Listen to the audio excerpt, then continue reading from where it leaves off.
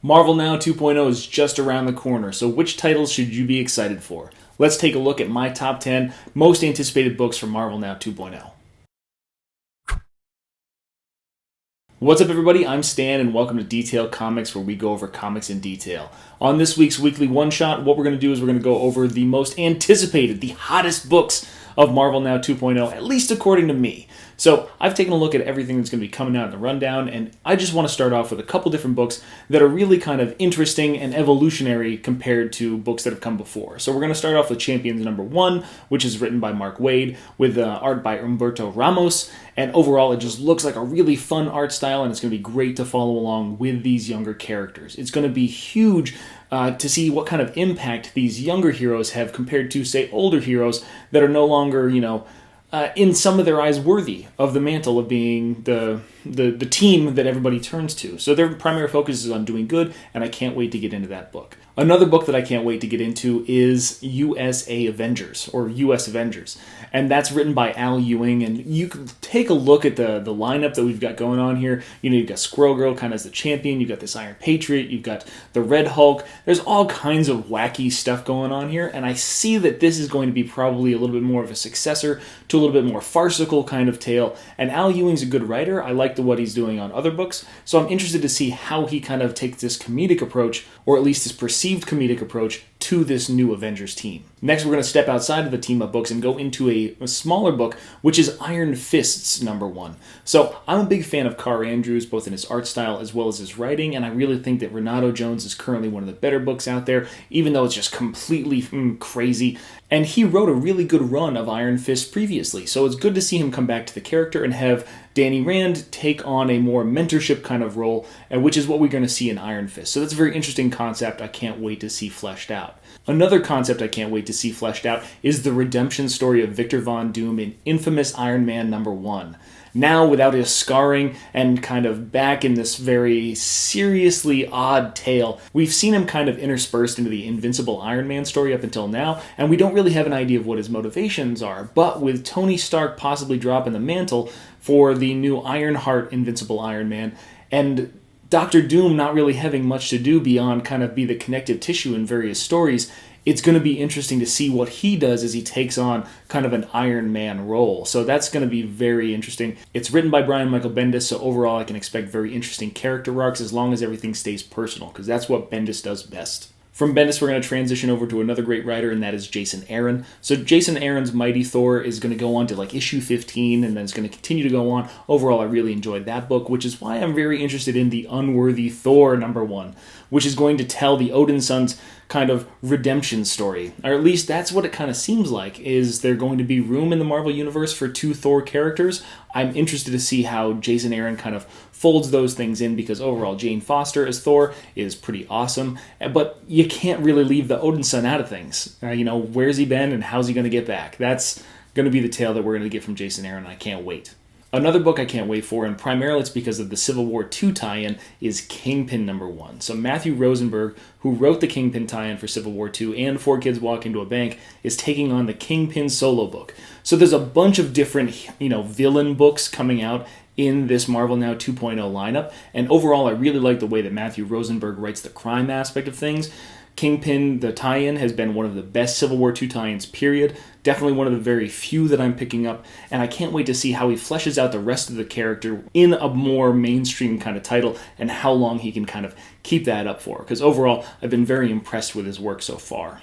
Another villain book that I'm interested in is also Jeff Lemire, who's writing Thanos. So Thanos number 1 is coming out. I'm kind of concerned, but I'm not concerned.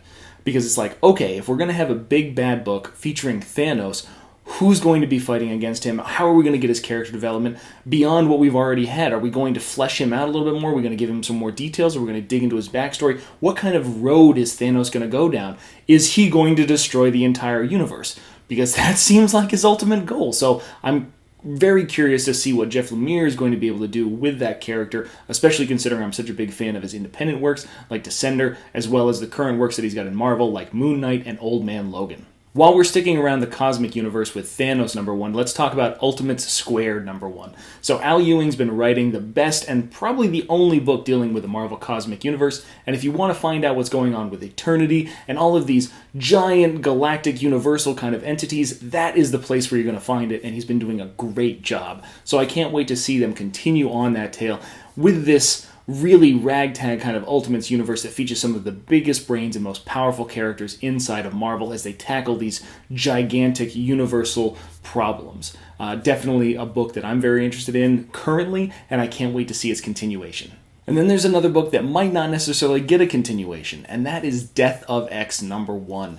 So Death of X is going to be basically a story that's being written by Charles Soule, and I believe Jeff Lemire is going to be writing back and forth these Death of X, IVX kind of books, and this is just the giant conflict between the Inhumans and the X-Men that might leave Marvel fans extremely unhappy with the result, just based on like cinema marketing and all kinds of stuff. So this is a book that you can't really miss, and overall with the talent behind it, I'm going to expect it to be extremely good, as any kind of like Death of the X-Men and Mutants story should be. They've just been such compelling characters over the entirety of the Marvel history ever since they've been introduced. Primarily, you got to start around X-Men 94 or Uncanny X-Men 94 when they introduced the giant-size X-Men cast. But man, they just stand out, and they are identified so much by like the younger part of the reader base. That whole "I'm an individual, nobody understands me" kind of motif is just so inherent in the X-Men, and it's going to be sad to see what happens if there's going to be no X-Men left. And that seems to be the implication when you start taking a look at the covers that are going along with this book. Now that we get down to my hottest and most anticipated book of Marvel Now 2.0, I did want to give two honorable mentions.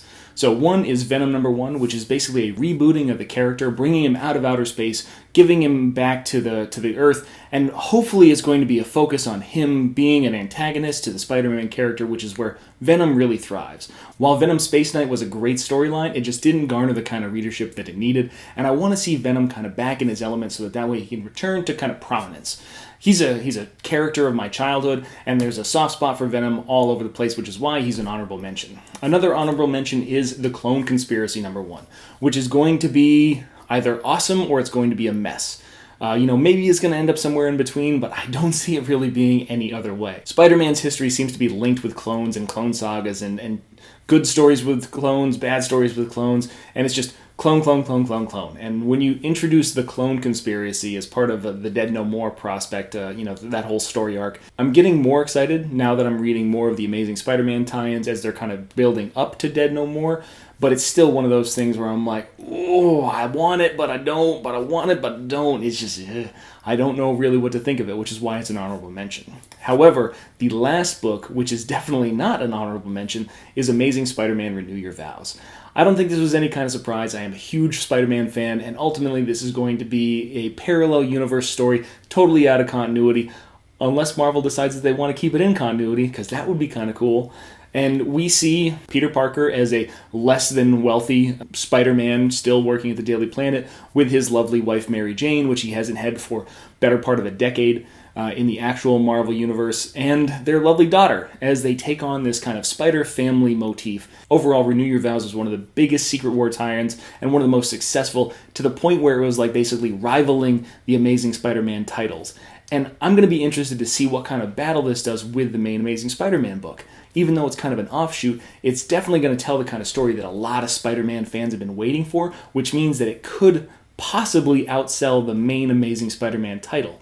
And if that's the case, what's holding them back from kind of, dipping into a little bit of continuity and maybe moving these guys back over to where they need to be in the main Spider-Man title? It's going to be very interesting, which is why it's my most anticipated title. So those are all the books from Marvel Now 2.0 that I've set my sights on, but I want to know what you guys are excited for too, so hit me up in the comments down below.